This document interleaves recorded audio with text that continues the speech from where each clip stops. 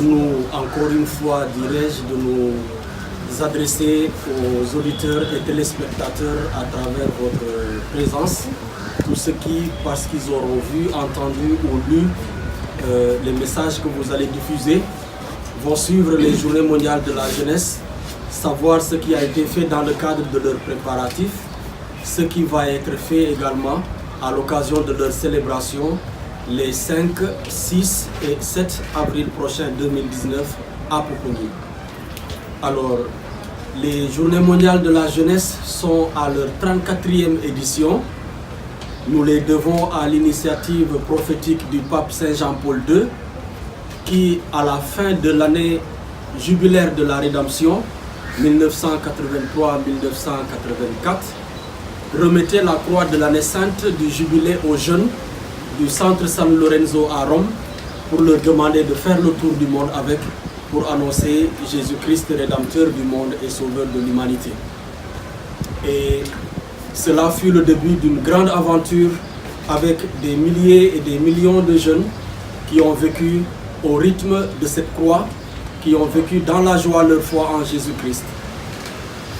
Aujourd'hui, nous sommes rendus à cette 34e édition qui,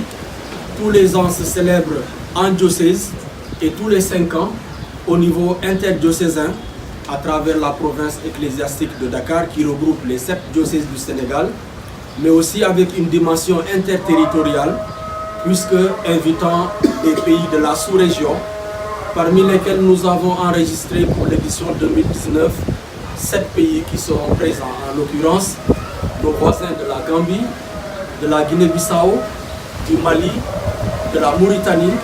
mais également de la Côte d'Ivoire, du Burkina Faso et du Niger,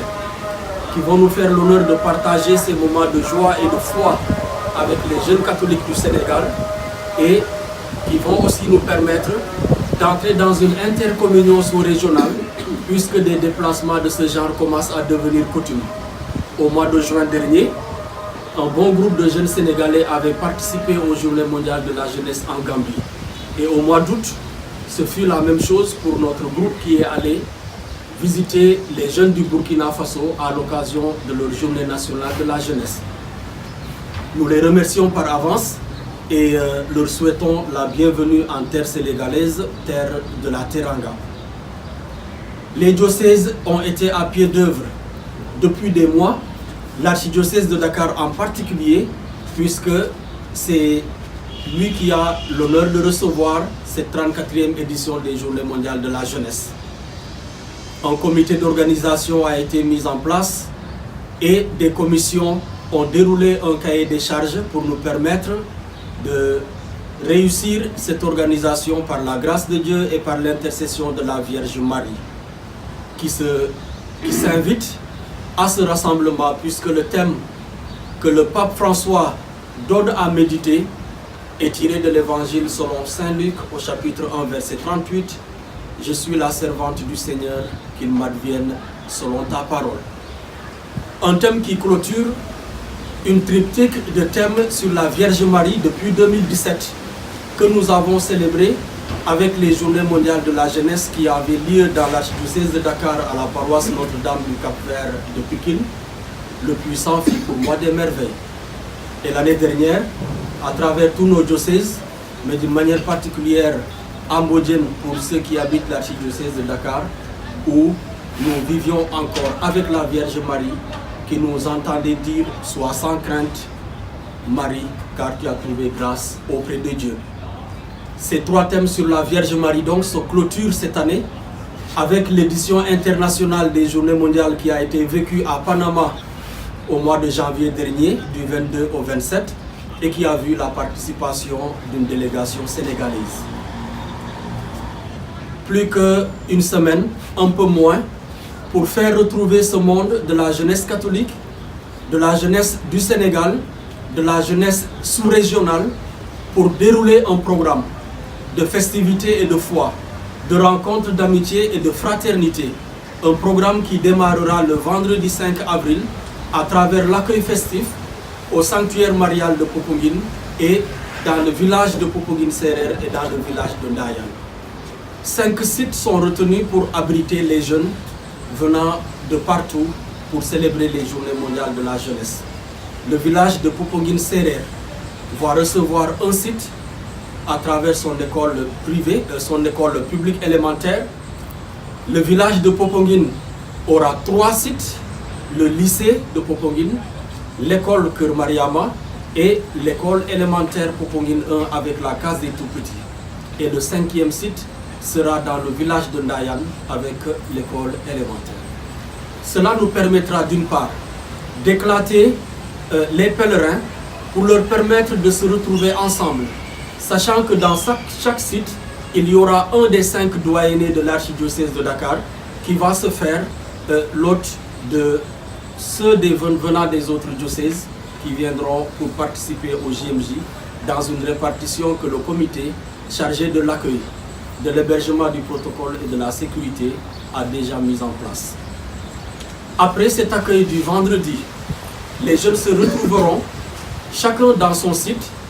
pour célébrer la croix et la passion de notre Seigneur Jésus-Christ à travers le chemin de la croix, qui va être suivi d'un enseignement portant sur la lettre des évêques du Sénégal pour le carême 2019,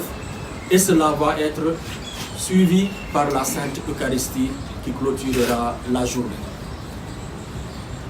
La journée la plus complète sera celle du samedi 6 avril,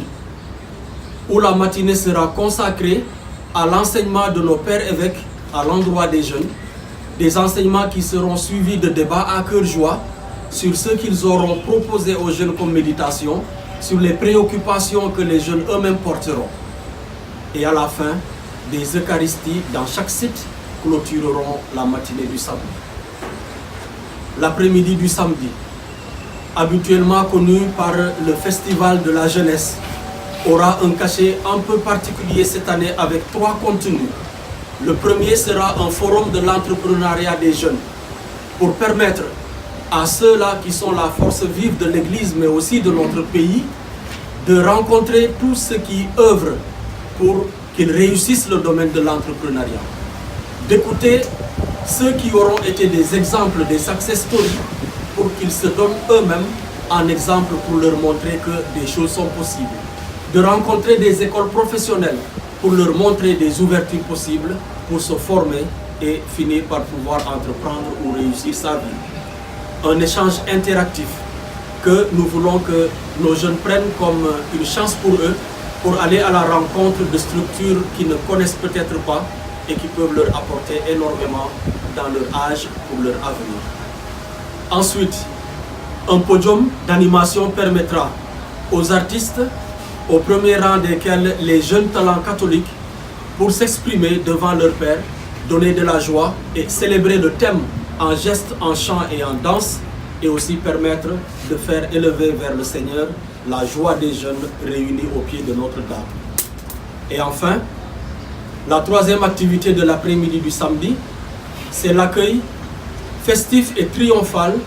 de la croix des JMJ. Cette croix que le pape Saint Jean-Paul II avait confiée aux jeunes du monde entier il y a 34 ans. Cette croix qui a fait pèlerinage au Sénégal en 2006, eh bien nous allons la recevoir au berge de Popenguine, transportée par la Marine nationale depuis Dakar, reçue par le nonce apostolique qui est le représentant du Saint-Père au Sénégal et transmise aux jeunes dans une procession joyeuse vers le sanctuaire marial de Popenguine. Après quoi, nous écouterons le nonce, le légat du pape dans notre pays, nous entretenir sur le sens de cette croix avant de passer à la veillée de prière. Une veillée de prière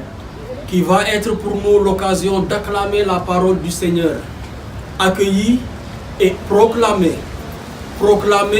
et célébrer avec un jeu scénique qui s'en suivra pour interpréter les paroles que nous entendrons, parmi lesquelles nous retrouvons le thème des Journées mondiales de la jeunesse. Et après, nous nous recueillerons pour prier le Seigneur, confier nos jeunes au Seigneur par l'intercession de la Vierge Marie, implorer l'Esprit Saint pour notre pays et recevoir la bénédiction de nos pères évêques avant de nous retirer dans le repos. Le dimanche, dernier jour, messe solennelle, messe festive, envoi en mission des jeunes pour qu'ils aillent dans le monde être les témoins de l'Évangile, être les témoins de Jésus-Christ, fort des paroles qu'ils auront entendues, fort des méditations qu'ils auront entendues, fort des prières qu'ils auront élevées vers le Seigneur par l'intercession de la Vierge Marie dans la communion des cœurs en prière fervente. Après cette messe, eh bien, nous nous retrouverons encore dans les sites pour se dire au revoir dans l'amitié et la fraternité et souhaiter aux uns et aux autres un bon retour chez soi et une belle mission.